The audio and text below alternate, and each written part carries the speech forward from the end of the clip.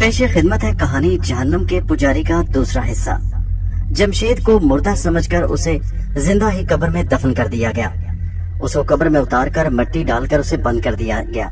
जमशेद डर के मारे या किसी और खौफ के जेरे असर बेहोश हो गया। उसके सुनने और महसूस करने की जो हिस्स थी वो खत्म हो गई।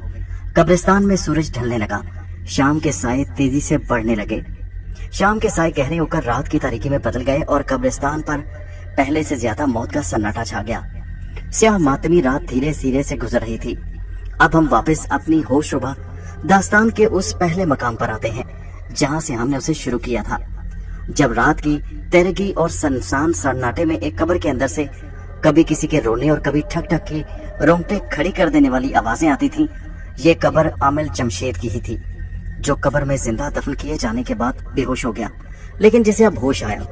होश में आते ही जमशेद ने सबसे पहली और हैरत अंगेज तब्दीली ये महसूस की कि उसका सारा जिस्म जिंदा हो गया। अब वो अपने जिस्म के हर हिस्से को हरकत दे सकता था। पहले वो सिर्फ सुन सकता था, बोल नहीं सकता था। अब बोल भी सकता था। उसके दिल की धड़कन फिर से धड़कने लगी और उसे अपने जिस्म में गर्म खून गर्दिश करता हुआ महसूस होने लगा। वो अपने पूरे और मुकम्मल होशो हवास में था। उसे सब कुछ याद आ गया कि वो किस तरह अपने आतिश परस्त बाप दादाओं के वीरान कब्रिस्तान की एक कब्र में अफरीती बदरू को कब्जे में करने के लिए कब्र के मुर्दे की खोपड़ी पर मोमबत्ती जलाए काले जादू का चिल्ला कर रहा था। फिर किस तरह अचानक एक धमाके के साथ मुर्दे की खोपड़ी का ऊपर वाला हिस्सा उड़ गया था और खोपड़ी बड़े जोर से उसके सर से टकराई थी और जिंदगी में पहली बार खौफजदा होकर वहां से भाग उठा था। और फिर अपने घर में आकर उसे तेज बुखार हो गया और बिस्तर पर गिरने के बाद उस पर सख्ता तारी हो गया। उसका जिस्म पत्थर की तरह सख्त हो गया था। उसके सुनने और सोचने की हिस्स कायम थी, मगर बोलने की ताकत खत्म हो गई थी। फिर उसे अस्पताल ले जाया गया, जहाँ जाने के बाद उसके दिल की धड़कन भी बंद हो गई और आंखें भी पथरा गई थी। और डॉक्टरों ने उसकी घरेलू मुलाजमा रानी को बताया था कि मरीज मर चुका है। हालांकि वो जिंदा था, सब कुछ सुन रहा था, मगर बोल नहीं सकता था। डॉक्टर को बता नहीं सकता था कि मैं मरा नहीं, जिंदा हूँ। और फिर किस तरह उसकी जिंदा लाश को लोग नहलाने के बाद कफन में लपेटकर कब्रिस्तान में ले आए थे और उसे कब्र में दफन कर दिया गया। उसे ये भी याद था कि कब्र में दफन होने के बाद उसके सुनने और सोचने की सलाहियत भी खत्म हो गई थी और वो बेहोश हो गया और अब उसे अचानक होश आ गया था। अब तक वो इसी नतीजे पर पहुंचा था कि काले जादू का चिल्ला उलट जाने की वजह से मुर्दे की खोपड़ी उसके सर के साथ आकर पूरी जोर से टकराई थी। वो खोपड़ी जमशेद की आंखों के सामने थी। उसके एक आंख के सुराख में से पहले धुएं की पतली लकीर निकली थी, फिर एक काला बिच्छू बाहर निकला और खोपड़ी ये आंख के साथ इस तरह चिमट गया कि आंख का सुराख बंद हो गया। अब जबकि वो पूरी तरह से होश में आ चुका था, उसे यकीन था कि उसकी जिंदगी के चंद एक लम्हे ही बाकी रह गए हैं। वो कब्र में दफन है और जब कब्र के अंदर थोड़ी मिकदार की ऑक्सीजन खत्म हो जाएगी तो वो वाकई दम घुटने से मर जाएगा। वो कफन में लिपटा कब्र के अंदर सीधा लेटा था और उसने अपने आप को मरने के लिए जहनी तौर पर तैयार कर लिया था। उसने कफन के अंदर ही अंदर अपने हाथ पैरों की उंगलियां हिलाकर देखी। वो उंगलियों को एक जिंदा इंसान की तरह हिला सकता था। उसे अपने दिल की धड़कन वाज़ेह तौर पर महसूस हो रही थी। उसका ख्याल था कि कब्र में जो थोड़ी बहुत ऑक्सीजन मौजूद है वो 10-15 मिनट में खत्म हो जाएगी और उसकी सबसे पहली निशानी ये होगी कि उसको सांस लेते हुए ज्यादा जोर लगाना पड़ेगा और फेफड़ों पर ज्यादा जोर डालना पड़ेगा। उसके बाद उसका दम घुटने लगेगा और फिर होश में आकर आहिस्ता आहिस्ता मौत की आहोश में चला जाएगा। उसके ऊपर सैकड़ों मन मट्टी पड़ी हुई थी। कब्र से उसके बाहर निकलने का सवाल ही पैदा नहीं होता था। फिर उसके पास कोई ऐसी चीज भी न थी जिसकी मदद से वो कब्र की मिट्टी को खोद कर कब्र में सुराख बना सकता। उसके जिस्म से सिर्फ 2 फीट ऊपर कच्ची ईंटों की छत पड़ी हुई थी। उसने 2-3 बार हाथों से उन ईंटों को खुरचने की कोशिश की, मगर ईंटों की मिट्टी सख्त हो चुकी थी। उन तमाम कोशिशों में नाकाम हो जाने के बाद जमशेद ने मौत के आगे हथियार डाल दिए और अपने आप को मरने के लिए तैयार कर लिया। वो इंतजार करने लगा कि कब बंद कब्र की ऑक्सीजन खत्म होना शुरू होती है और उसको सांस खींचने में दिक्कत पेश आती है। उसने आंखें बंद कर ली और आहिस्ता आहिस्ता सांस लेने लगा ताकि ऑक्सीजन कम से कम इस्तेमाल हो। ये जिंदा रहने की शदीद ख्वाहिश का कुदरती रद्द-ए-अमल था, वरना वो जानता था कि अब उसका जिंदा रहना नामुमकिन है। कब्र के अंदर लेटे वो देर तक हल्के हल्के सांस लेता रहा। उसने महसूस किया कि ऑक्सीजन में किसी किस्म की कमी नहीं हुई। उसने 2-3 बार लंबे लंबे सांस खींचे। गहरे सांस खींचने में भी जमशेद को किसी किस्म की मामूली सी भी दिक्कत महसूस न हुई। पहले तो वो हैरान हुआ, फिर उसे ख्याल आया कि जरूर कब्र में किसी जगह कोई सुराख है जिसमें से बाहर की ताजा हवा अंदर आ रही है। इसलिए उसने लेटे लेटे गर्दन ऊपर उठाकर कब्र की दीवारों को गौर से देखा। कब्र की तारीकी में उसे कोई सुराख दिखाई न दिया। उसका ख्याल था कि हो सकता है सुराख में से बाहर की रोशनी नजर आ जाए। उसे लेटे लेटे जब काफी वक्त गुजर गया और उसने सांस लेने में किसी किस्म की दिक्कत یا دباؤ محسوس نہ کیا تو اس کے اندر زندہ رہنے کی خواہش دوبارہ زندہ ہو گئی۔ اس نے فیصلہ کر لیا کہ وہ ہر حالت میں قبر سے باہر نکلنے کی کوشش کرے گا۔ اس ارادے کے ساتھ ہی جمشید کے اندر جیسے ایک نئی طاقت پیدا ہو گئی۔ قبر کے اندر 2 فٹ کی اونچائی میں کافی گنجائش تھی۔ وہ لیٹے لیٹے الٹا ہو گیا اور دونوں ہاتھوں سے اس نے قبر کی دیوار کو کھرچنا شروع کر دیا۔ قبر کی دیوار کی مٹی پرانی تھی اور کافی سخت تھی۔ وہ بیٹھ کر قبر کی دیوار کی مٹی نہیں کھرچ سکتا تھا، صرف کوہنیوں کے بل لیٹ کر ہی ایسا کر سکتا تھا۔ وہ بہت جلد تھک گیا اور اس کی 2 انگلیوں کے ناخن بھی ٹوٹ گئے۔ اس پر گھبراہٹ کی حالت طاری ہونے لگی۔ اسے یقین ہو گیا کہ وہ اب اس قبر میں ہمیشہ کے لیے بند ہو گیا، اور اگر وہ سانس بھی لیتا رہا تو بھوک پیاس سے مر جائے گا۔ وہ دیوانہ وار قبر کی دیوار کو کھرچنے لگا، لیکن اس کی زخمی انگلیوں میں درد کی ٹیسیں اٹھنے لگی۔ بدحواسی میں وہ دیوار پر مکے مارنے لگا۔ اس وقت اگر کوئی باہر سے سنتا تو اسے قبر کے اندر سے ٹھک ٹھک کی گھٹی گھٹی آوازیں ضرور سنائی دیتی، مگر اس اجاڑ بیابان غیر فرقے کے قبرستان میں تو دن کے وقت کوئی نہیں آتا تھا۔ آدھی رات کو وہاں کون آ سکتا تھا؟ جمشید نے تھک کر سر نیچے گرا لیا۔ وہ بچوں کی طرح رونے لگا، مگر قبرستان میں اس کی آواز سننے والا کوئی نہیں تھا۔ وہ کبھی روتے روتے چپ ہو جاتا اور قبر کی دیوار پر زور زور سے مکے مارنے لگتا۔ جب مکے مارتے مارتے تھک جاتا تو پھر رونے لگ جاتا۔ جب روتے روتے گلا خشک ہو جاتا تو کرانے لگتا۔ اس کی حالت بڑی عبرت انگیز ہو چکی تھی۔ آخر مایوس ہو کر اس نے اپنا سر قبر کی زمین کے ساتھ لگا دیا اور سسکیاں بھرنے لگا۔ قبر میں گہری خاموشی تھی۔ ایسی خاموشی اس نے زندگی میں کبھی محسوس نہیں کی تھی۔ یہ واقعی موت کی خاموشی تھی۔ اس خاموشی میں اسے سرسراہٹ کی سی آواز سنائی دی۔ وہ سسکیاں بھرتے بھرتے چپ ہو گیا اور کان لگا کر اس آواز کو سننے اور سمجھنے کی کوشش کرنے لگا۔ قبر کی تاریک میں اسے کچھ دکھائی نہ دے رہا تھا، لیکن اسے محسوس ہو رہا تھا کہ سرسراہٹ کی یہ آواز قبر کی دائیں جانب والی دیوار سے آ رہی ہے۔ اسے ایک دم سانپ کا خیال آیا۔ ہو سکتا ہے کوئی سانپ ہو۔ سانپ کے خیال سے اس کے دل پر ذرا سا خوف طاری نہ ہوا۔ وہ زندگی اور موت کے درمیان حالت نزا میں پڑا تھا۔ ایسی زندگی سے موت 1000 درجے بہتر تھی۔ وہ چاہتا تھا کہ سانپ اسے ڈس لے، کم از کم اس عذاب سے تو نجات ملے۔ سرسراہٹ کی آواز ایسی ہو گئی جیسے قبر کی دیوار پر سے مٹی نیچے گر رہی ہو۔ جمشید نے لیٹے لیٹے ہاتھ اٹھا کر قبر کی دائیں جانب کی دیوار پر ہاتھ پھیرا۔ اس کا اندازہ صحیح تھا۔ یہاں قبر کی دیوار پر سے ایک جگہ مٹی اپنے آپ آہستہ آہستہ نیچے گر رہی تھی۔ اس کی سمجھ میں نہ آیا کہ ایسا کیوں ہو رہا ہے۔ اس نے سوچا ہو سکتا ہے دوسری طرف سے کسی مردہ خور جانور نے اس کے جسم کی بو سونگھ لی ہو اور اب زمین میں سوراخ کر کے اس تک پہنچنے کی کوشش کر رہا ہو تاکہ اسے نوالا بنا سکے۔ اس نے سوچا ہو سکتا ہے یہ کوئی چوہا ہو، ایک نہیں بلکہ چوہوں کا ایک ہجوم جو سوراخ کھود کر قبر میں آتے ہیں اور آتے ہی اس کے جسم کی بوٹیاں اڑانی شروع کر دیں۔ ایسی اندوہناک اور اذیتناک موت کے خیال سے جمشید کی روح لرز گئی۔ جہاں سے دیوار کی مٹی نیچے گر رہی تھی اس نے اپنا دایاں ہاتھ رکھ دیا۔ زندہ رہنے کی شدید خواہش ایک دم اس کے اندر جاگ اٹھی۔ ابھی وہ مرنا نہیں چاہتا تھا، بلکہ کسی طرح بھی اس قبر سے نکل کر زندہ انسانوں میں واپس آ کر زندہ رہنا چاہتا تھا۔ اس کے ہاتھ رکنے کے باوجود قبر کی دیوار کی مٹی برابر نیچے گر رہی تھی اور پھر اس کا ہاتھ دیوار کے اندر دھنس گیا۔ دیوار کا ایک حصہ نیچے گر پڑا اور وہاں سے دھند میں لپٹی ہوئی پھیکی پھیکی روشنی قبر میں آنے لگی۔ جمشید قبر میں جتنا اٹھ سکتا تھا اٹھ کر بیٹھ گیا اور روشنی کو دیکھنے لگا۔ اسے ایک دم خیال آیا کہ کسی غیبی طاقت نے اس کی مدد کی ہے اور قبر کی دیوار کھول دی ہے، اور یہ پھیکی پھیکی دھندلی روشنی ستاروں کی روشنی ہے جو باہر سے آ رہی ہے۔ جمشید جلدی سے کوہنیوں کے بل رینگ کر قبر کے شگاف میں داخل ہو گیا۔ اس نے دیکھا کہ دوسری طرف بھی ایک قبر کی لہد تھی جس میں ایک انسانی ہڈیوں کا پنجر پڑا تھا۔ ہڈیوں کے پنجر کی گردن کی ہڈی کے قریب ایک انسانی کھوپڑی پڑی تھی جس کا اوپر والا حصہ غائب تھا اور کھوپڑی کی ایک آنکھ سے سیاہ بچھو چمٹا ہوا تھا۔ جمشید نے اس قبر کو اور اس قبر کی ہڈیوں کو فوراً پہچان لیا۔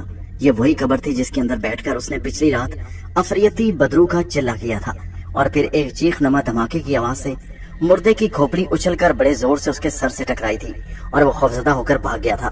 وہ رینگتا ہوا اپنی قبر میں سے نکل کر دوسری قبر میں آ گیا۔ اس قبر میں داخل ہوتے ہی جمشید کی نگاہیں بے اختیار اس طرف اٹھ گئیں جہاں قبر میں ایک بڑا سا شگاف پڑا تھا۔ وہ اسی شگاف میں سے قبر کے اندر چلا کرنے کی غرض سے داخل ہوا تھا۔ دھندلی پھیکی روشنی میں اس نے دیکھا کہ وہاں اب کوئی شگاف نہیں تھا۔ اس نے قبر کی دوسری دیوار کی طرف دیکھا کہ شاید یہ شگاف قبر کی دوسری دیوار میں تھا، مگر وہ دیوار بھی بند تھی۔ یہ قبر بھی چاروں طرف سے بند تھی۔ اس نے سوچا شاید یہ وہ قبر نہیں ہے، دوسری قبر ہے، مگر مردے کا صحیح سالم پنجر اور آدھی ٹوٹی ہوئی کھوپڑی اور کھوپڑی کی ایک آنکھ سے چمٹا ہوا کالا بچھو اس بات کا ثبوت تھا کہ یہ وہی قبر ہے جس میں گزشتہ رات جمشید نے چلا کاٹنے کی کوشش کی تھی اور ڈر کر بھاگ گیا تھا۔ پھر ایسا کیوں ہے کہ اس دیوار میں کوئی شگاف نہیں؟ کیا یہ شگاف باہر سے کسی نے بند تو نہیں کر دیا؟ मगर किसी को ऐसा करने की क्या जरूरत थी? क्या ये शगाफ किसी ने बाहर से बंद कर दिया था? इस कब्र के मुर्दों के लवाहिकीन एक अरसा हुआ वहां से जा चुके थे और कई बरसों से ये कब्रिस्तान वीरान पड़ा था। जमशेद की निगाह खोपड़ी पर पड़ी तो उसे उस सख्ते के आलम में देखता रह गया। खोपड़ी जो एक तरफ को टेढ़ी होकर पड़ी थी, आहिस्ता आहिस्ता सीधी हो रही थी। खोपड़ी का ऊपर वाला हिस्सा आधा उड़ चुका था। उसकी एक आंख से जो काला बिच्छू चिमटा हुआ था वो तो साकित था और बिल्कुल हरकत नहीं कर रहा था। सिर्फ उस बिच्छू की दुम जिसमें जहर भरा था किसी वक्त हिलने लगती। जमशेद सहमी हुई आंखों से खोपड़ी को देख रहा था। खोपड़ी आहिस्ता आहिस्ता सीधी हो गई और फिर जमीन से 2 फीट बुलंद होकर ऐन जमशेद की आंखों के सामने आ गई। जमशेद चुपचाप अपनी जगह पर साकित बैठा उसे देखने लगा। खोपड़ी अपनी एक आंख के सुराख में जैसे उसे टिकटिकी बांधे देख रही थी। जमशेद को एक बोझल और गुस्सीली मर्दाना आवाज सुनाई दी। सुन ऐ काले जादू के आमिल, गौर से सुन। तूने मेरे वजूद को ऐसा नुकसान पहुंचाया है कि जिसके लिए मैं तुझे कभी माफ नहीं कर सकूंगा। तेरी वजह से मेरी खोपड़ी का आधा हिस्सा गायब हो गया। मैंने तुझे अपनी गिरफ्त में ले लिया है। मैं तुझसे अपने वजूद की बर्बादी का ऐसा खौफनाक बदला लूंगा कि जिसे तू मरते दम तक नहीं भुला सकेगा। जमशेद काले जादू का आमिल था और बदरूहों को बुलाकर उनसे गुफ्तगू किया करता था। वो समझ गया कि उसका चिल्ला उल्टा पड़ जाने की वजह से उस मुर्दे की खोपड़ी के सर को नुकसान पहुंचा है और जब ये उससे जरूर बदला लेगा। उसे भी अंदाजा हो गया कि ये मुर्दा कोई बड़ा खतरनाक आतिश परस्त जादूगर था जिसका ताल्लुक उसी के मुनहरफ फिरके से है। जमशेद ने आवाज में आजिज़ी पैदा करते हुए कहा, मुझसे अनजाने में बड़ी भूल हो गई। मुझे अगर पता होता कि ये तुम्हारा वजूद है तो इसमें कब्र में चिल्ला करने की कभी कोशिश न करता। भारी वसीली आवाज ने जवाब दिया, अब कुछ नहीं हो सकता।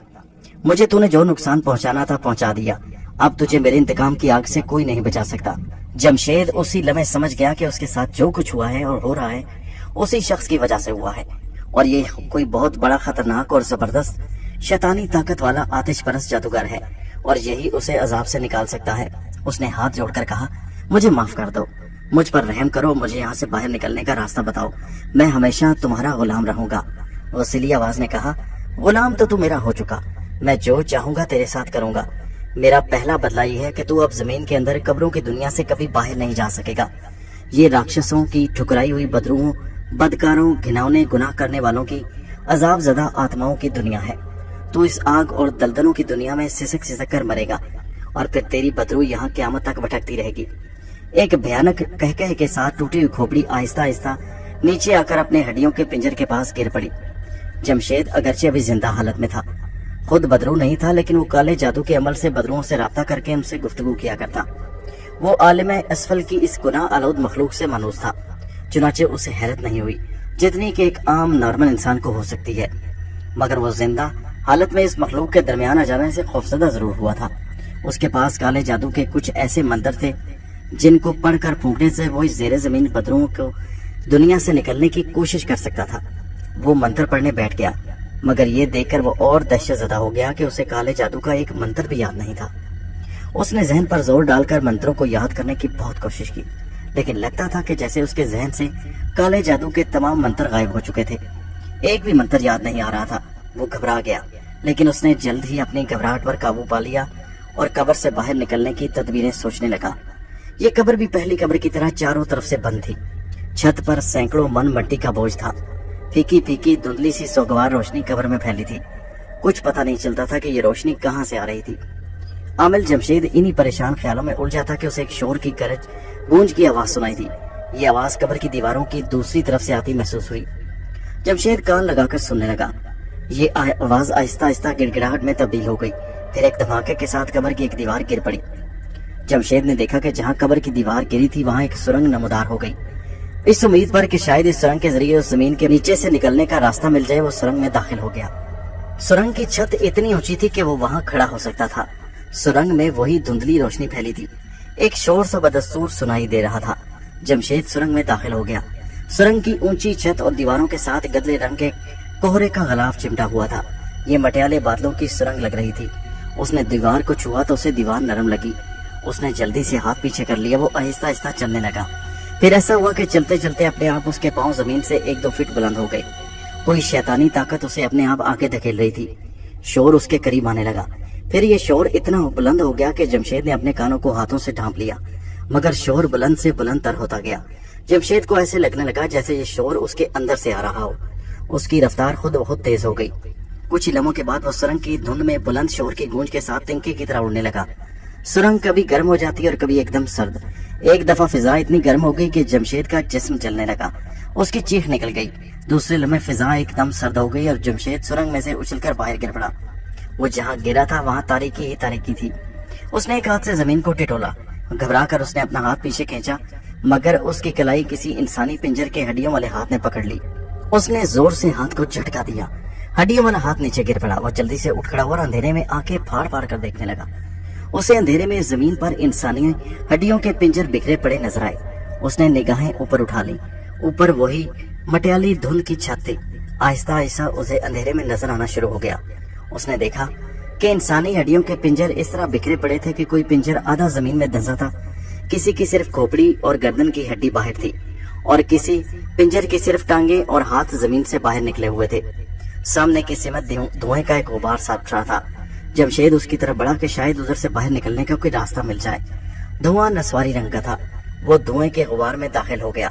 सख्त नागवार बू में उसका सांस बंद होने लगा। वो दौड़ पड़ा और दौड़ते दौड़ते गुबार में से बाहर निकल गया। अब वो एक ऐसी जगह खड़ा था जहाँ अंधेरा कम हो गया। उसके सामने सायों की वादी थी, जिसके दरमियान एक छोटा सा रास्ता बना था। उस रास्ते पर चल पड़ा। उसने पीछे मुड़कर देखा। जैसे जैसे वो आगे बढ़ रहा था, पीछे वादी का रास्ता अंधेरे में छुपता जा रहा था। चलते चलते वो छोटे टीलों के पास पहुंच गया, जिनकी चोटियां तारीकी में डूबी थी। वो जरा आगे रुक गया तो उसे टीलों के दरमियान एक झील दिखाई दी। झील की सतह तारकोल की तरह स्याह थी। वो रुक गया और सोचने लगा कि अब कहाँ जाए। झील की स्याह सतह पर धुंध की पतली लहरें हरकत कर रही थी।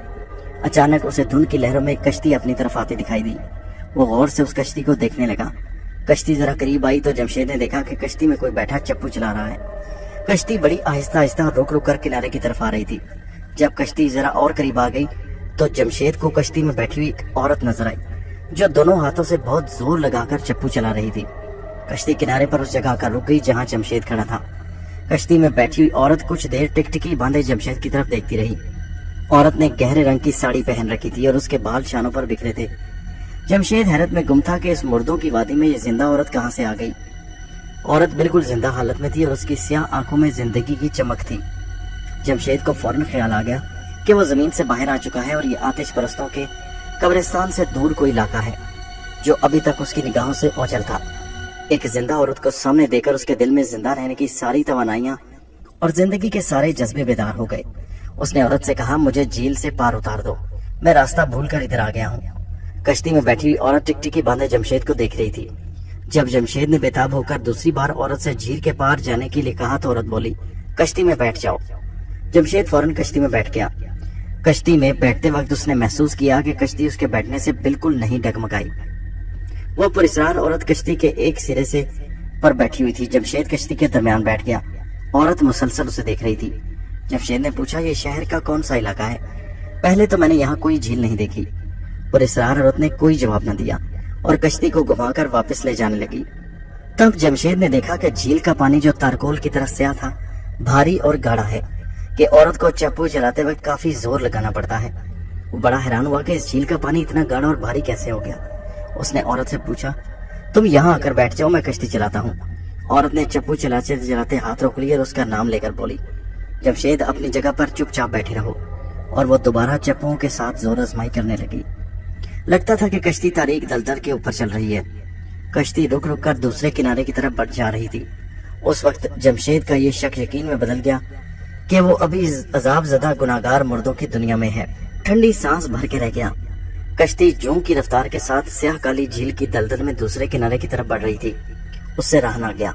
वो इस मुहिम को हल करना चाहता था कि वो कहाँ है और जहाँ है वो कौन सी जगह है और वहां से बाहर कैसे निकला जा सकता है। उसने औरत से पूछा, ये कौन सी जगह है और तुम कौन हो और तुम्हें मेरा नाम कैसे मालूम हुआ? औरत ने फौरन जवाब ना दिया। कुछ देर खामोशी से चप्पू जोर लगा लगा कर चलाती रही, फिर बोली, मुझे तुम्हारे बारे में सब कुछ मालूम है, अभी खामोश रहो, इसी में तुम्हारी भलाई है। जमशेद खामोश हो गया। इसके बाद उसने कोई सवाल ना किया। काफी देर के बाद कश्ती झील के दूसरे किनारे पर आकर रुक गई।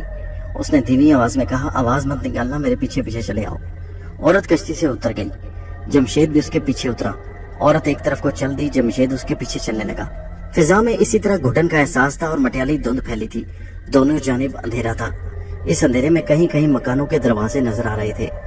अंधेरे की धुंध में डूबे मकानों के सिर्फ दरवाजे दिखा दे रहे थे।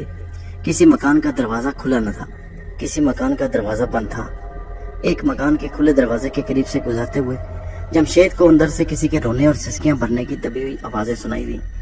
खौफ की एक सर्द लहर उसके जिस्म में दौड़ गई। वो जल्दी से कदम बढ़ाकर पुरस्रार औरत के करीब हो गया। वो उससे उन पुरस्रार मकानों और एक मकान के दरवाजे के अंदर से आती सिसकियों और रोने की आवाजों के बारे में पूछने वाला था कि उसे ख्याल आया कि पुरस्रार औरत ने उसे बोलने से मना किया है। पुरस्रार मकान अब पीछे रह गए। साड़ी वाली पुरस्रार औरत उसके आगे आगे चल रही थी। मटियाली रोशनी की धुंध में उसे उसका ह्योला सा ही दिखाई दे रहा था। कुछ दूर चलने के बाद बाएं जाने फिर एक मकान का दरवाजा आ गया। औरत वहां पहुंचकर रुक गई। जमशेद भी रुक गया और मकान को देखने लगा। मकान की ऊपर वाली मंजिल धुंध की लहरों में छुपी हुई थी। दरवाजे का एक पट खुला था। देहड़ी में तारीकी तारीकी थी। यह किसी पुरानी शिकस्ता हवेली का दरवाजा लग रहा था। औरत ने जमशेद को हाथ से पीछे आने का इशारा किया और मकान में दाखिल हो गई। जमशेद उसके पीछे पीछे मकान की देहड़ी में दाखिल हो गया। अंधेरे में उसे कुछ दिखाई नहीं दे रहा था। औरत ने उसका हाथ पकड़ लिया। औरत का हाथ बर्फ की तरह ठंडा था। वो उसे अपने साथ चलाती हुई अंधेरी देहड़ी में से गुजर गई। सामने एक तंग दालान था जहाँ वही फीकी फीकी नस्वारी रंग की बीमार रोशनी थी। दालान के कोने में एक कोठली थी जिसका दरवाजा बंद था। पुरस्रार औरत ने जमशेद का हाथ छोड़ दिया और धीमी आवाज में बोली, बोलना मत। दालान के ऊपर भी वही मटियाली धुंध की चादर फैली थी। सामने सिर्फ कोने वाली कोठली का दरवाजा ही धुंधला धुंधला दिखाई दे रहा था। पुरस्रार औरत जमशेद को उसकी कोठली में ले गई। कोठली में गुप्त अंधेरा छा रहा था। औरत ने कहा, ठहरो, मैं दिया जलाती हूँ।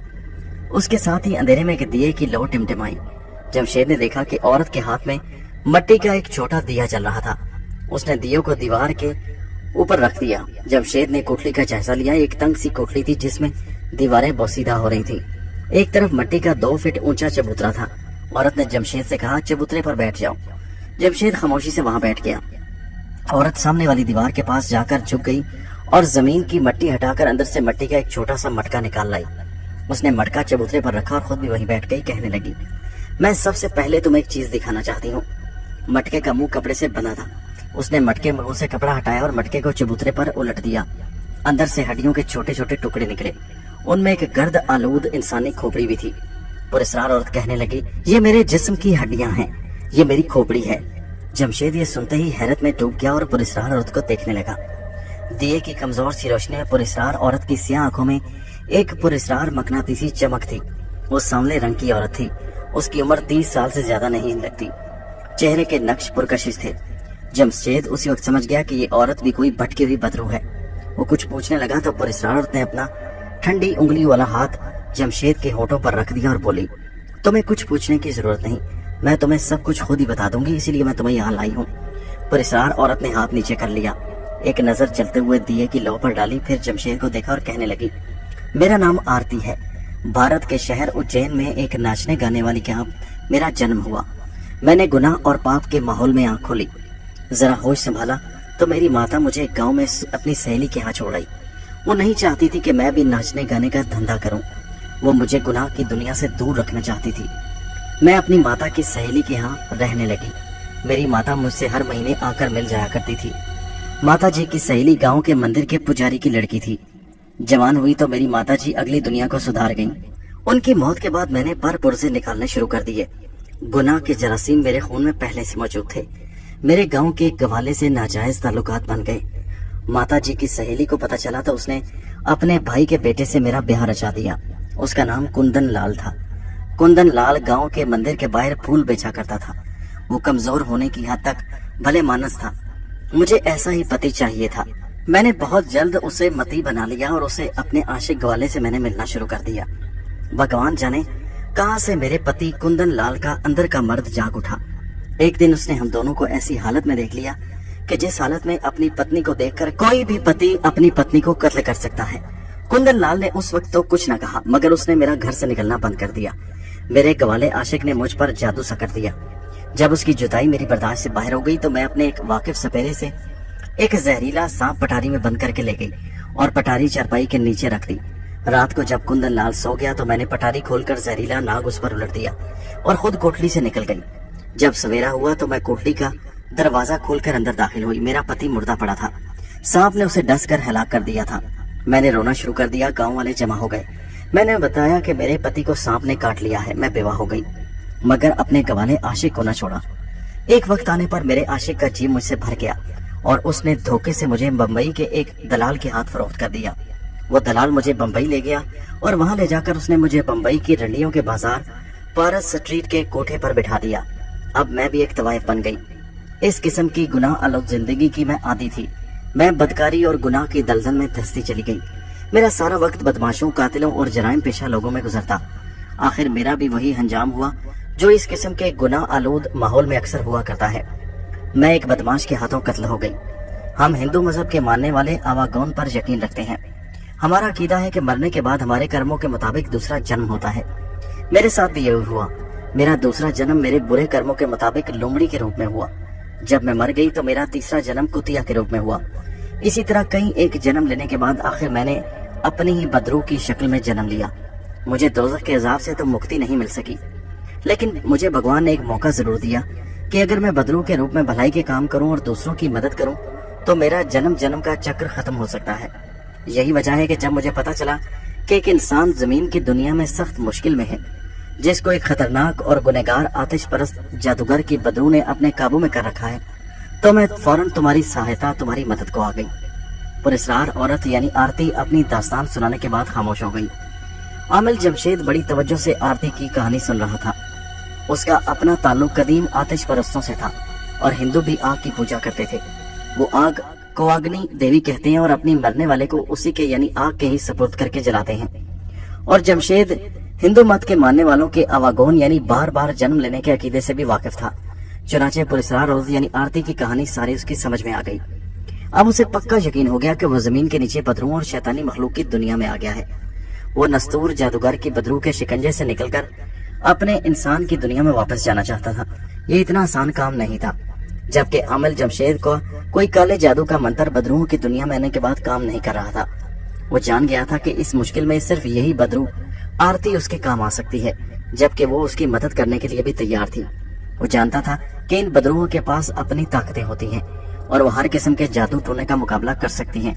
चुनाचे आरती की कहानी सुनने के बाद उसने आरती से कहा, मुझसे अनजाने में भूल हो गई है। मैं अफरीती बदरू को काबू करने की गर्ज से उसका चिल्ला काटने कब्र में बैठ गया। मुझे नहीं मालूम था कि वो कब्र कदीम जमाने के खतरनाक आतिश परस्त जादूगर नस्तूर की कब्र है। मेरे किसी गलती से चिल्ला उल्टा पड़ गया और नस्तूर जादूगर की खोपड़ी टूट गई और उसका आधा हिस्सा अलग हो गया। उसी लम्हे नस्तूर जादूगर की बदरू गजबनाक होकर मेरे सामने आ गई और उसने अपने वजूद की ही तबाही का बदला लेने के लिए बदरुओं की जमीन दोस्त दुनिया से बाहर निकलने के तमाम रास्ते मेरे लिए बंद कर दिए। उसने ये भी कहा कि ये मेरा पहला बदला है, इसके बाद उसके इंतकाम का सिलसिला जारी रहेगा। आरती कहने लगी, तुम्हें ये सब कुछ बताने की जरूरत नहीं, मुझे मालूम है कि तुम्हारे साथ क्या हुआ। जमशेद ने इज्जो इनकसारी से कहा, तुम भी अग्नि देवी की पूजा करती हो, मैं भी आतिश परस्तों के कबीले में से हूँ। मेरी मदद करो और किसी तरह मुझे यहाँ से बाहर निकाल दो। बदरू आरती ने कहा, मैं नस्तूर जादूगर का मुकाबला नहीं कर सकती। उसकी शैतानी ताकत मुझसे बहुत ज्यादा है। अगर उसे जरा सा भी शक हो गया या उसे जरा सी भनक पड़ गई कि मैं तुम्हारी मदद कर रही हूँ तो मुझे जलाकर राख कर देगा।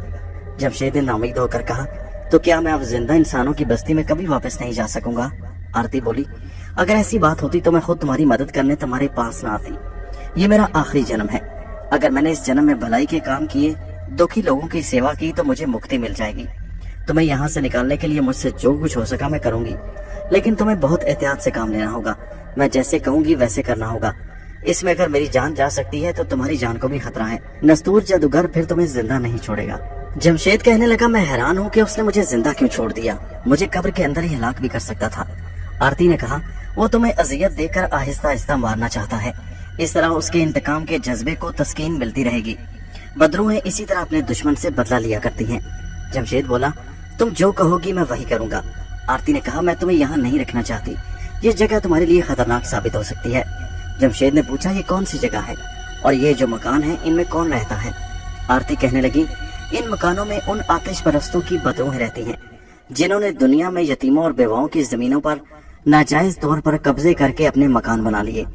मरने के बाद उनकी गुनाहगार लोगों को ये सजा दी गई कि वो इन वीरान मकानों में भटकती फिरती हैं और अपनी औलादों को पुकारती रहती हैं जो उनकी अब कोई मदद नहीं कर सकती। मैं तुम्हें यहाँ से दूसरी जगह एक दूर ले जाऊंगी। क्या नस्तूर जादूगर की बदरू वहां नहीं आ जाएगी? जमशेद ने सवाल किया। आरती बोली, मैं तुम्हें ऐसी जगह छुपा कर रखूंगी जिस जगह का जादूगर नस्तूर की बदरू को गुमान भी नहीं हो सकेगा। मेरे साथ आओ। आरती की बदरू जमशेद को लेकर वीरान मकान से बाहर निकल आई। बाहर वही हल्के नस्वारी रंग की फीकी धुंध फैली हुई थी। आरती के पीछे चलते हुए जमशेद एक बार फिर उन मकानों के करीब से गुजरा जिनकी ऊपर वाली मंजिलें धुंध में डूबी हुई थी और किसी मकान का दरवाजा आधा खुला था और किसी मकान का दरवाजा पूरा बंद था। इन मकानों के करीब से गुजरते हुए जमशेद ने बड़ी दर्द अंगेज मर्दाना आवाजें सुनी। जिन मकानों के दरवाजे बंद थे उनके अंदर से किसी मर्द की आवाज रो रो कर अपनी औलादों के नाम ले लेकर उन्हें मदद के लिए पुकार रही थी। जिन मकानों के दरवाजे आधे खुले थे उनके अंदर से रोने की आवाजें आ रही थी। दोनों एक बार फिर उसी स्याह तारकोल ऐसी झील पर आ गए। आरती ने जमशेद को कश्ती में अपने साथ बिठाया और चप्पू चलाने लगी। जमशेद ने कहा, आरती लाओ अब मैं चप्पू चलाता हूँ, तुम थक गई हो। आरती बोली, तुम ये चप्पू नहीं चला सकोगे। मगर जमशेद ना माना और चप्पू थाम कर बैठ गया। जैसे ही उसने झील के तारकोल ऐसे गाढ़े और स्याह पानी में चप्पू चलाने की कोशिश की तो उसे महसूस हुआ कि जैसे झील का गाढ़ा पानी पत्थर की तरह सख्त हो गया है और दोनों चप्पू उसमें जामद हो गए। आरती ने जल्दी से चप्पू खुद संभाल लिए और आहिस्ता आहिस्ता जोर लगाकर उन्हें चलाने लगी। उसने कहा, ये मेरा अजाब है, इसे तुम नहीं चला सकते। हाँ, अगर तुमने इस दुनिया में नेक काम ना किए और गुनाह के काम करते रहे तो मरने के बाद तुम्हारी गुनाहगार रूह भी इसी अजाब में मुब्तला होगी। जमशेद का दिल खौफ से कांप उठा। कश्ती झील में रुक रुक कर चली जा रही थी। झील की सतह काली स्याह थी, धुंध आहिस्ता आहिस्ता कम हो रही थी। झील का पाट चौड़ा हो गया और झील के ऊपर स्याह बादल दिखाई देने लगे। कश्ती का रुख उसी बादल की तरफ था। जमशेद ने आरती से पूछा, ये झील के ऊपर बादल कैसा है? आरती ने कहा, जिसे तुम बादल समझ रहे हो हम वही जा रहे हैं, लेकिन अगर तुम खामोशी रहो तो बेहतर होगा। हमारी बातें फिजा में मौजूद दुश्मन बदरूहों तक पहुंच सकती हैं। जमशेद बिल्कुल चुप हो गया। कश्ती देर तक चलती रही। धुंध की चादर पतली हो गई। जिसको जमशेद बादल समझ रहा था वो बादल नहीं था, बल्कि छोटी बड़ी स्याह रंग की चट्टानें थी जो झील की सतह से बाहर निकली थी। कोई चट्टान मखतूती यानी तिकोनी थी, कोई चौड़ी और बहुत बड़ी थी और उसके ऊपर काले बुर्ज बने हुए थे। हर चट्टान के गिर्द धुंध की लहरें लिपटी हुई थी। कश्ती इन चट्टानों के दरमियान से गुजरती। इन स्याह फाम बुलंदो बाला खामोश चट्टानों को देखते ही जमशेद पर हैबत तारी हो गई। वहाँ कोई आवाज नहीं थी। झील का स्याह पानी गाढ़ा होने की वजह से चप्पू के चलने की आवाज भी नहीं आ रही थी। चट्टानें बहुत करीब करीब आ गईं। उनके दरमियान काले पानी की गलियां सी बन गईं। कितनी ही हैबतनाक चट्टानों के दरमियान से गुजरने के बाद आरती कश्ती को एक बहुत बड़ी चट्टान के पीछे ले आई। इस स्याह फाम चट्टान की चौड़ी दीवार झील में से निकलकर बिल्कुल सीधी ऊपर तक चली गई। चट्टान के ऊपर 2-3 बुर्ज जमशेद को दिखाई दिए। ये बुर्जों वाली चट्टान थी। चट्टान के पीछे झील का पानी एक बहुत बड़े गार में दाखिल हो जाता। आरती कश्ती को गार के अंदर ले गई। गार एक कुशादा सुरंग की तरह था जिसकी दीवारों में से स्याह पानी रिस रहा था और उसके मोटे मोटे कतरे पानी में टपक रहे थे। कश्ती आहिस्ता आहिस्ता गार के अंदर बढ़ रही थी। एक जगह से अचानक किसी औरत की तकलीफ दे चीख की आवाज बुलंद हुई। जमशेद सहम गया। वो आरती से उस चीख के बारे में पूछने ही वाला था कि आरती ने अपने होठों पर उंगली रखकर उसे चुप रहने का इशारा किया। चीख की आवाज गार में कुछ देर तक गूंजती रही, फिर गायब हो गई। कश्ती गार के अंदर ऐसी जगह पर आ गई जहां गार की दीवार में गोल शगाफ बना था। उस शगाफ के बाहर पत्थर की सीढ़ियां थी जो झील के स्याह पानी में उतर गईं। आरती ने कश्ती उन सीढ़ियों के साथ लगा दी और आहिस्ता से कहा, मेरे साथ आओ। शगाफ के अंदर पत्थरों में चंद कदम चलने के बाद दीवार में एक जीना ऊपर को चढ़ने लगा।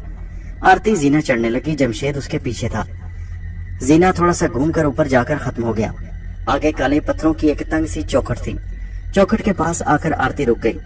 जमशेद उसके पीछे था। आरती ने अपने होंठ जमशेद के कान के पास लाकर सरगोशी गई, चाहे कुछ भी हो जाए खामोश रहना, यहाँ ठहर जाओ। इतना कहकर आरती ने जैसे ही चौखट के अंदर कदम रखा, एक इंसानी ढांचा दीवार में से निकलकर उसके सामने आ गया। ढांचे की पसलियों की हड्डियों के साथ छोटे छोटे सांप लिपटे थे। उसकी खोपड़ी का मुंह खुला था। ढांचे ने अपने दोनों पंजे आरती को दबोचने के लिए आगे बढ़ाए। आरती ने अपने बाजू ऊपर उठाए और किसी अजीबोगरीब शैतानी जुबान में मंत्र पढ़ा।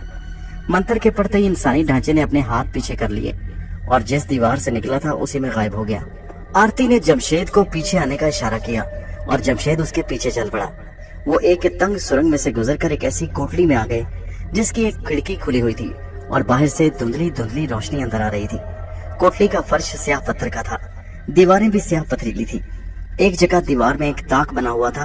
ताक में पत्थर की एक मूर्ति का सिर्फ सर ही नजर आ रहा था। मूर्ति का चेहरा बेहद डरावना था। आरती ने मूर्ति के आगे खड़े होकर हाथ जोड़कर कोई मंत्र पढ़ा और बोली, माता تو सब कुछ जानती है। इस इंसान से एक गलती हो गई और ये नसूर जादूगर की बदरू की पकड़ में आ गया। ये अपने किए पर पछता रहा है। मैं इसे वापस इंसानों की दुनिया में पहुंचाना चाहती हूँ, मगर तेरी सहायता के बगैर मैं ऐसा नहीं कर सकती। मुझे शक्ति दे कि मैं इसे नसूर जादूगर की बदरू के पंजे से निकाल सकूं। इतना कहकर आरती हाथ बांधे मूर्ति के आगे झुक गई।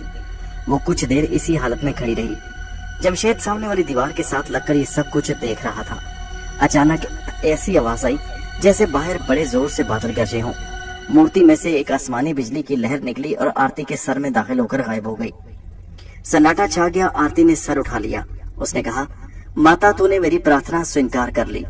मैं वचन देती हूँ कि इसी तरह भलाई के काम करती रहूंगी। उसने ताक में हाथ डालकर मूर्ति के माथे पर उंगली लगाकर उसे अपने माथे पर लगाया और सर झुकाकर प्रणाम करने के बाद पलटकर जमशेद के पास आकर बोली, हाथ बांधकर सीधे खड़े हो जाओ। जमशेद ने ऐसा ही किया।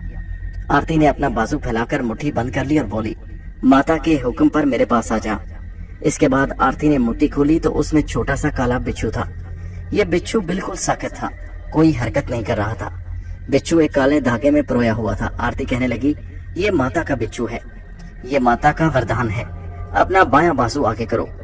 जमशेद ने आस्तीन ऊंची करके अपना बायां बाजू आगे कर दिया। आरती बिच्छू उसके बाजू पर बांधने लगी। जमशेद को महसूस हुआ कि बिच्छू पत्थर का है। काला बिच्छू जमशेद के बाजू पर बांधने के बाद आरती ने कहा, जब तक माता का बिच्छू तुम्हारे बाजू पर बंधा हुआ है, तुम पर नस्तूर जादूगर की बदरू का कोई मंत्र असर नहीं करेगा। लेकिन माता का बिच्छू तुम्हें इस दुनिया से बाहर निकलने में कोई मदद नहीं कर सकता।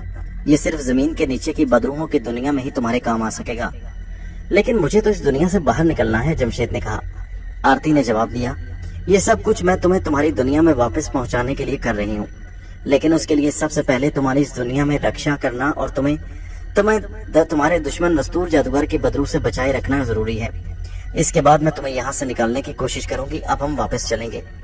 आरती ने जमशेद को साथ लिया और बुर्जों वाली कली चट्टान में से निकलकर उसी जगह आ गई जहाँ उसने झील के स्याह दलदल पानी में कश्ती खड़ी थी।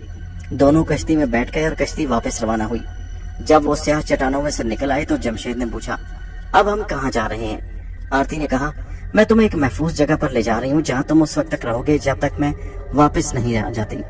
उसके बाद जमशेद ने कोई सवाल न किया। कश्ती स्याह चट्टानों से भी आगे काफी दूर निकल आई। यहाँ झील का काला दलदल पानी जर्द रंग का हो गया और उसमें हल्की हल्की लहरें उठने लगी। झील का पानी अब गाढ़ा और जमा हुआ नहीं था। आरती बड़ी आसानी से चप्पू चला रही थी। जमशेद ने कहा, झील का पानी जर्द क्यों हो गया आरती? आरती ने कहा, इसका जवाब मैं तुम्हें नहीं दे सकती। बेहतर यही है कि खामोश रहो और कोई सवाल न करो। जमशेद खामोश हो गया। जर्द पानियों में कश्ती काफी देर तक चलती रही। एक जगह जमशेद ने जर्द पानी में तैरती हुई जर्द रंग की इंसानी लाश देखी। लाश के सर में से खून का फवारा फूट रहा था, जिससे झील का जर्द पानी लाल हो रहा था। लाश कश्ती के करीब से बहती हुई गुजर गई। जमशेद आरती से पूछना चाहता था कि ये लाश किसकी है, मगर आरती ने उसे सवाल करने से मना कर दिया। वो खामोश रहा। दूर झील में से बाहर उभरी हुई कुछ पहाड़ियां दिखाई दी। आरती ने खुद ही उन पहाड़ियों की तरफ इशारा करके कहा, हमें इन्हीं पहाड़ियों में जाना है। ये जर्द लाशों का जजीरा है। जमशेद कुछ पूछने के बजाय दूर से नजर आने वाली पहाड़ियों को देखने लगा। कश्ती उन पहाड़ियों के करीब आ गई। ये किसी जजीरे की पहाड़ियां थी। इस जजीरे पर जर्द रंग की पतली धुंध फैली हुई थी। जंगार ऐसे रंग की छोटी छोटी पहाड़ियों ने जजीरे को चारों तरफ से घेर रखा था। जजीरे के सारे दरख्त सूखे और खुश्क थे। किसी दरख्त की टहनी पर कोई पत्ता न था। सूखी हुई टहनियां नीचे को लटक रही थी जैसे मुर्दा हो चुकी हों। जमीन पर जर्द रंग की घास उगी हुई थी। जमशेद दिल में डर रहा था कि औरत उसे किस किस्म के डरावने जजीरे में ले आई है, जिसको वो जर्द लाशों का जजीरा कह रही है। अभी तक जमशेद को कोई जर्द लाश दिखाई न दी।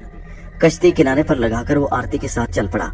जमीन पर उगी हुई जर्द घास पर उसने 2-3 जगहों पर सुर्ख रंग के बड़े बड़े धब्बे देखे जो बिल्कुल ताजा खून के धब्बे थे।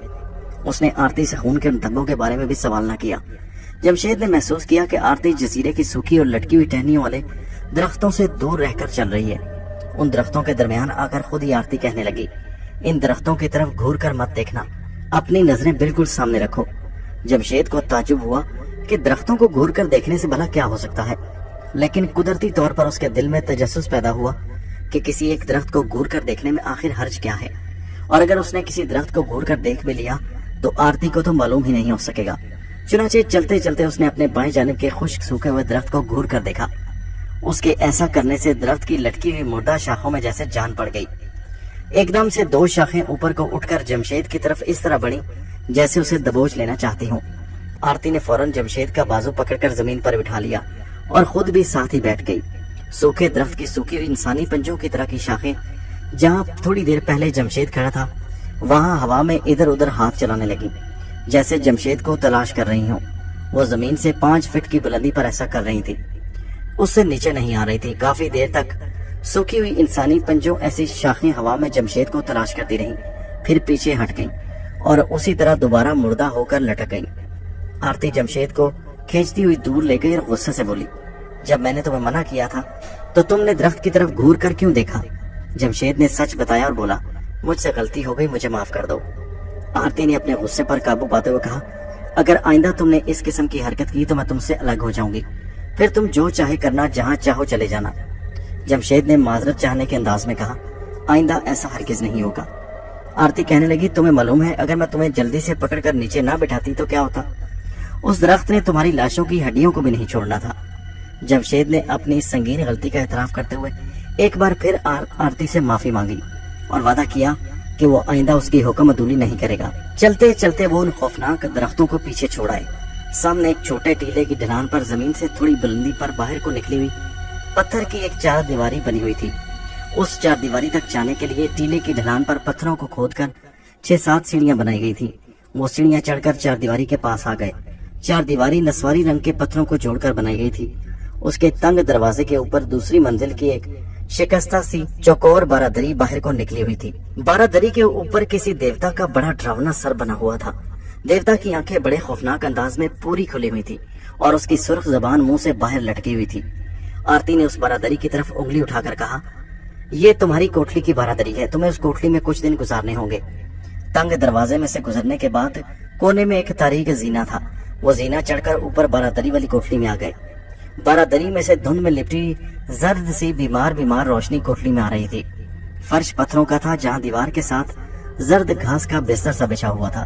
آرتی کہنے لگی، میں تمہیں یہاں چھوڑے جا رہی ہوں، میں تمہارے ہی کام کے لیے جا رہی ہوں، کب واپس آؤں گی کچھ پتہ نہیں، 1 دن میں بھی واپس آ سکتی ہوں اور مجھے 1 مہینہ بھی لگ سکتا ہے، مگر تم اس دوران یہاں سے باہر نہیں نکلو گے، بارادری میں بھی نہیں جاؤ گے۔ میں جانتی ہوں کہ بدروؤں کی اس دنیا میں نہ تمہیں بھوک پیاس محسوس ہوگی نہ نیند کی ضرورت محسوس ہوگی، لیکن میں بھی جانتی ہوں کہ تم ایک زندہ انسان ہو، بدرو نہیں۔ اگر انسان کی وجہ سے بہت ہی مجبوری کی حالت میں تمہارا باہر جانے کو دل چاہے تو جب رات کا اندھیرا چاروں طرف پھیل جائے تو صرف تھوڑی دیر کے لیے باہر چلے جانا، لیکن 2 باتیں یاد رکھنا۔ ایک تو اپنے بازو پر بندھے ہوئے ماتا کے بچھو کو دیکھ کر تسلی کر لینا کہ وہ تمہارے بازو پر ہی بندھا ہوا ہے، اور دوسرا اس 4 دیواری کے قریب ہی رہنا، جزیرے کے اندر جانے کا خیال بھی دل میں مت لانا۔ اب میں جاتی ہوں۔ آرتی جاتے جاتے رک گئی، جمشید کی طرف دیکھا اور بولی، اس 4 دیواری کے دروازے کے پٹ غائب ہیں، دروازہ دن رات کھلا رہتا ہے، تمہاری اس کوٹلی کے دروازے کے بھی پٹ نہیں۔